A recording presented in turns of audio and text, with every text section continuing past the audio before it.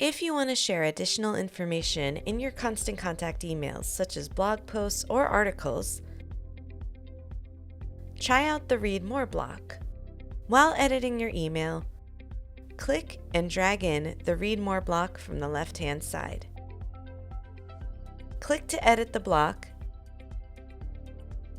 and then paste in the blog post or article URL you want to include in your email. Click Insert and we'll automatically pull in information from the page. We'll add an image, the title of the post, a small blurb, and of course the button to read more.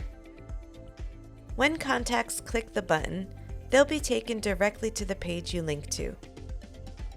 If you want, you can customize the look and feel of the information we populated as well.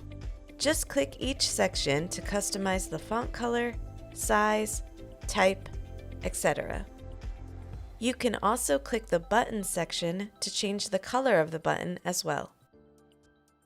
If we didn't pull the exact image you want featured, you can change that too by clicking on it and then choosing the Replace option here.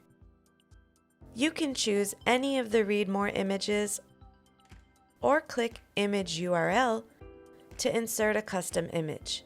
Alternatively, you can also click Library to choose one of the images that you uploaded to your Constant Contact library.